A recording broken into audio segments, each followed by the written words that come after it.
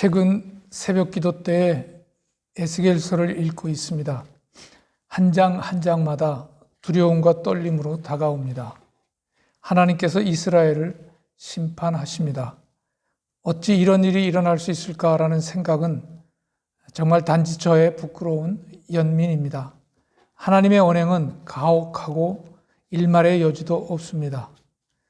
성전을 떠나시는 하나님, 포위당한 예루살렘, 거짓 예언자들의 종말, 지긋지긋한 우상 숭배, 머리카락과 수염을 깎는 상징, 타버린 포도나무, 전염병, 굶주림, 창녀와 같이 타락한 이스라엘, 피로 물든 예루살렘 등 망연자실합니다. 단지 이스라엘에 대한 경고뿐 아니라 주변에 있는 암몬, 모압, 두로, 이집트, 그 당시 지주경제권의 모든 세계를 심판하십니다. 바로 다가올 기후재앙과 오버랩이 되기도 합니다. 그러나 하나님은 그 예언 속에서 살 길을 열어주십니다. 에스겔서 36장 25절, 주께서 맑은 물을 뿌려 우리를 정결케 하며 우상을 섬긴 모든 더러움을 깨끗하게 씻어주며 새로운 마음과 영을 우리 안에 넣어주어 나의 모든 율례대로 행동하게 하겠다는 말씀을 읽으면서 아직 그 대가도 치르지 않았는데, 돌아서지도 않았는데 벌써 회복에 대한 말씀의 위로부터 받으려는 나의 얄팍함이 부끄러웠습니다. 그러는 중에 이번 주 헤르누트 설교 본문을 읽었습니다. 예레미야 애가서입니다. 예레미야 역시 같은 시대에 남쪽 유다의 멸망을 바라본 눈물의 예언자입니다. 예루살렘은 18개월 동안 바벨론에게 포위가 되고 아이를 삶아 먹을 정도로 큰 고통을 겪었습니다. 결국 바벨론에 의해서 예루살렘 성벽은 회파되고 성전은 무너집니다. 오늘 본문 3장 19절은 쓸개즙 같고 쓴 쑥과 같은 고난을 잊지 못해 울적한 마음 가눌 길 없다고 합니다. 그런데 22절에서 26절은 오히려 희망을 이야기합니다. 우리 같이 본문을 한번 다시 읽어보면 어떻겠습니까? 예레미야 애가 3장입니다. 22절에서 26절 말씀입니다. 예레미야 애가 3장 22절에서 26절 말씀을 같이 한번 읽어보겠습니다. 주님의 한결같은 사랑이 다함이 없고 그 긍휼이 끝이 없기 때문이다. 주님의 사랑과 긍휼이 아침마다 새롭고 주님의 신실이 큽니다. 나는 늘 말하였다. 주님은 내가 가진 모든 것, 주님은 나의 희망. 주님께서는 주님을 기다리는 사람이나 주님을 찾는 사람에게 복을 주신다. 주님께서 구원하여 주시기를 참고 기다리는 것이 좋다. 이 희망이 어디에서부터 오는 것일까요? 이 반전의 근거는 무엇인가요? 예레미야는 21절에서 그러나 마음속으로 곰곰이 생각하며 라고 합니다. 바로 기도의 자리에 머무는 예레미야의 모습입니다. 교우 여러분, 고기교회는 이번 창조절 4번째 마지막 주간 27일에서부터 10월 1일까지를 연속 침묵 기도 주간으로 정하였습니다. 이 기도 기간에 우리가 얼마나 지구촌의 생태계를 망쳐 놓았는지를 회개하며 어떻게 하나님의 창조 질서 회복에 조금이나마 함께 동참할 실마리를 찾을 수 있는지를 돌아보는 기도의 시간이 되었으면 합니다. 오전 10시부터 저녁 9시까지이니까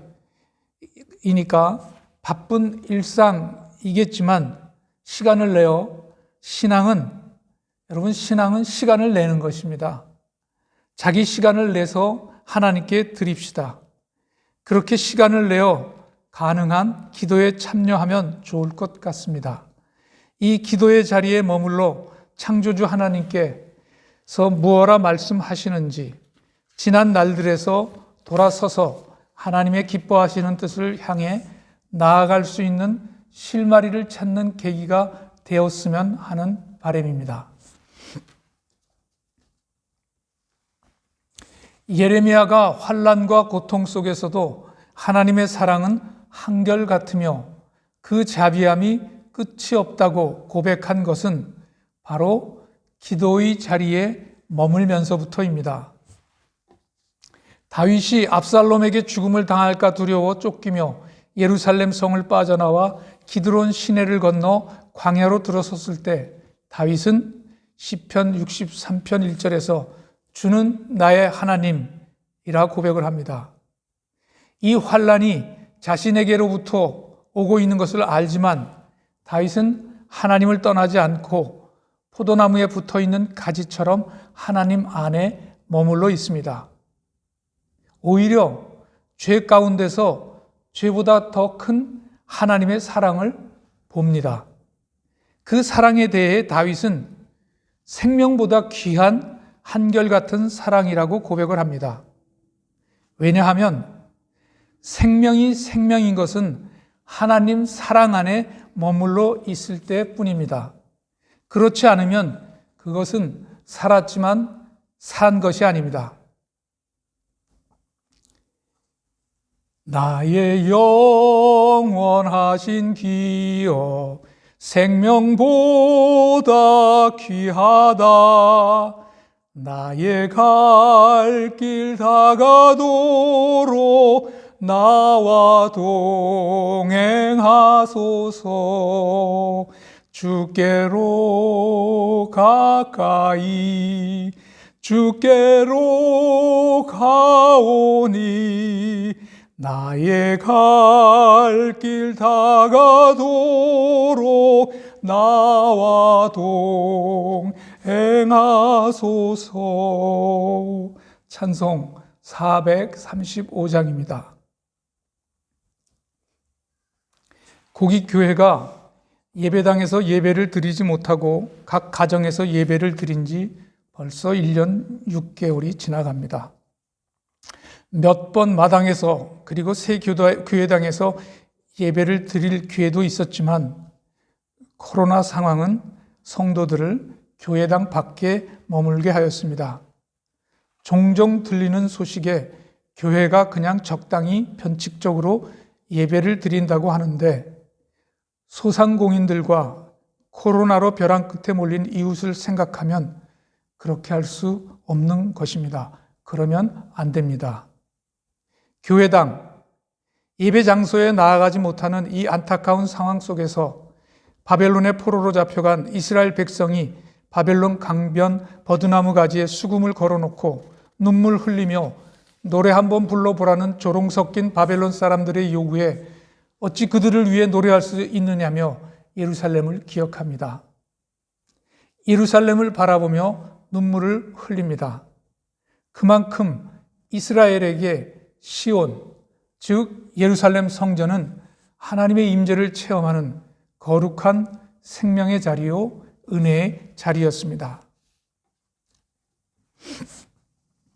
오늘 예레미야는 쓸개즙 같고 쓴 쑥과 같은 고난에 울적한 마음 가눌 길이 없다 하는데 22절에서 반전이 일어납니다.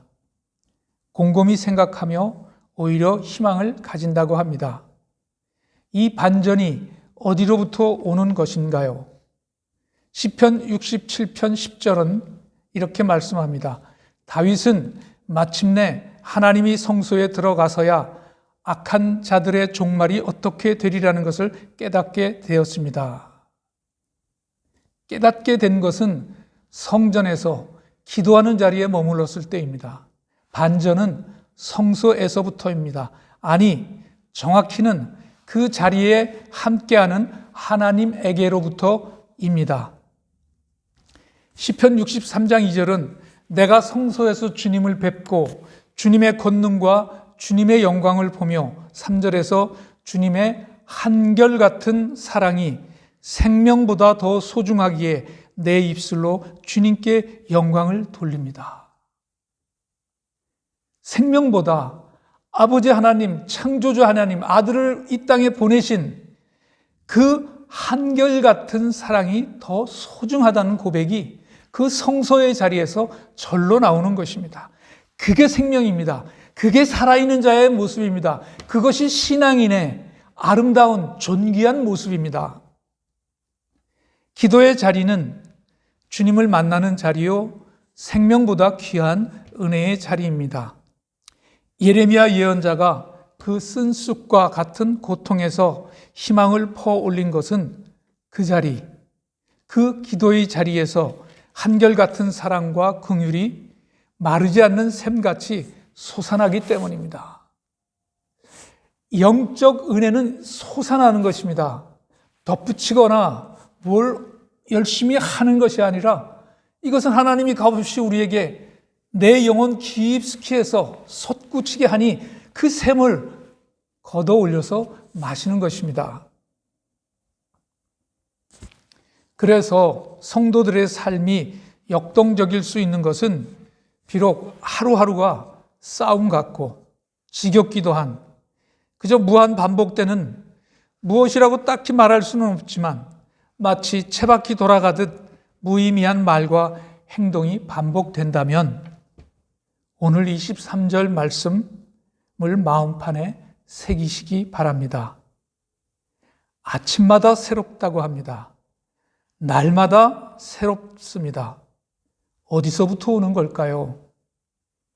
기도의 자리에서부터입니다.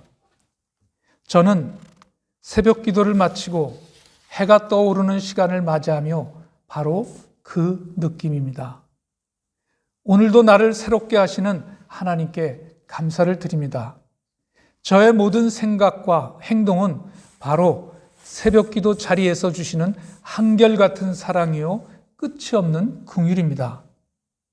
그래서 나의 주어진 삶이 감당이 되는 것입니다. 여러분, 성도들의 삶은 주어진 것입니다. 덤으로 주신 것입니다. 예수 그리스도의 십자가의 구속의 은총으로 다시 살게 된 것입니다. 이것이 나의 것이 아닙니다. 그래서 주님이 인도하시는 만큼 나아가는 것입니다. 다윗은 여호와는 나의 목자시니 내게 부족함이 없다고 합니다. 다윗은 시편 16편 7절에서 이렇게 말씀합니다. 주님께서 날마다 좋은 생각을 주시며 밤마다 나의 마음에 교훈을 주시니 주님을 찬양합니다. 예레미야도 오늘 말씀에서 아침마다 새롭다고 합니다. 여러분, 저도 아침마다 새벽 기도를 마치고 해가 떠오르는 모습을 보며 날마다 새롭습니다. 며칠 전에 명동에 있는 명동 성당에 간 일이 있습니다. 참 오래간만에 가봤습니다. 여전히 시민들의 쉼의 자리였습니다. 그리고 성당으로 발길을 옮겼습니다. 과연 여기저기 조용히 기도하는 분들이 계셨습니다. 저도 뒤에 한 자리에 앉아서 잠시 묵상 기도를 드리고 나왔습니다. 교우 여러분, 정말 기도할 때입니다. 우리 새교회당 문도 활짝 열려 있습니다. 얼마든지 와서 홀로 하나님 앞에 조용히 머물 수 있습니다. 누가 무엇라 하지 않습니다. 이렇게 좋은 공간을 허락하셨는데 그냥 텅텅 비워둘 건가요? 하나님께서 여기 이 자리, 기도의 자리로 우리를 부르십니다.